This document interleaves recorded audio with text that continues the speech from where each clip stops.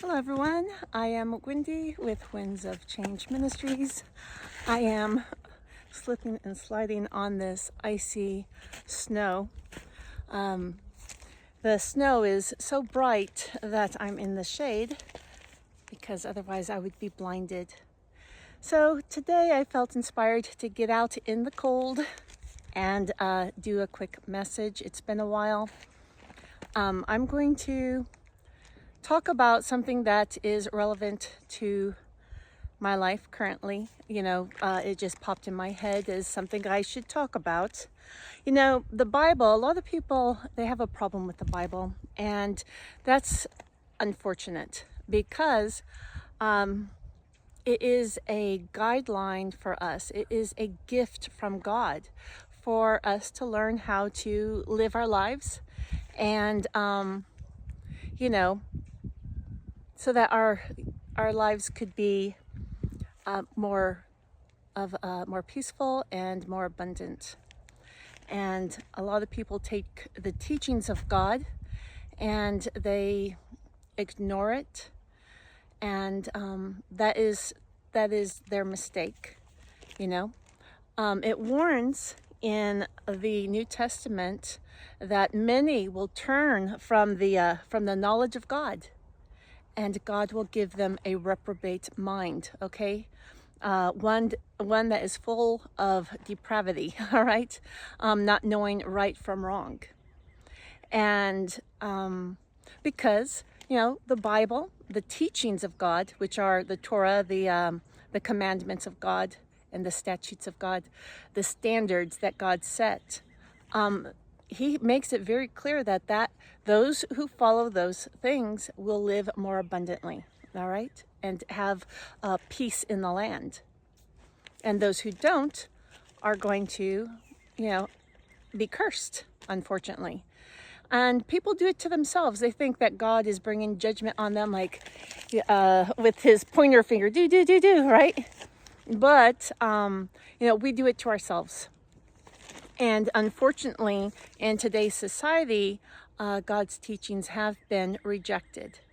And but he also warns, Yeshua, Jesus warns that there are those who are going to receive judgment, and it's going to be worse than what happened in Sodom and Gomorrah. Now, Sodom and Gomorrah was they were destroyed for sexual immorality, all right? And more than that, they were very wicked. If you read some of the apocryphal books that didn't make it into the canon, you will discover that they were very unrighteous. There is this one story, it's really kind of funny. The main servant of Abraham, his right-hand man, before Isaac was born, that guy, he went into Sodom one day, and someone punched him and said, "Hey, you owe me some money." He's like, "What? I'm not going to give you any money." Yeah, in this city, if someone comes up and punches you, you owe them money. And he's like, "Well, I'm not going to give you any money." So he goes to court, and the judge said, "Yeah, in our city, if someone punches you, you owe them money." And so Abraham's servant punched the judge and said, "Fine, pay my tab." So, talk about the Wild West, okay? There was a lot of wickedness in Sodom and Gomorrah. But, people just didn't know right and wrong, and we have a lot of that today. Now, God, his teachings go beyond just the Ten Commandments. All right. Some of them are things you just intuitively you should know right from wrong on those things, but a lot of people don't. Why? Because God has given people a reprobate mind, and so they don't know right from wrong. And anyway, I'm going to give you an example. In Leviticus 18. There is a whole chapter dedicated to sexual immorality, all right? And it's talking about how you shouldn't uncover the nakedness of relatives, okay? And it warns against this. Now, on the surface, you think, oh, what does that matter? You know, what does that matter? I dated this girl in school, and then I ended up dating her sister years later, and I this and that.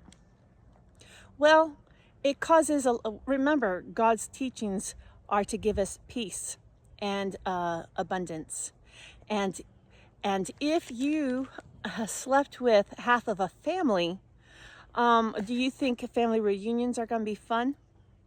Right? Probably not. Those holidays are going to be really strange if somebody has slept with half the family. All right? So let me just give you one verse from that chapter. But I mean, this goes, it's not limited to this. The whole chapter is dedicated to it. And it's basically, you know, keep your, try not to sleep around in the family, all right? Don't sleep around, period, but especially in the family, especially in the family.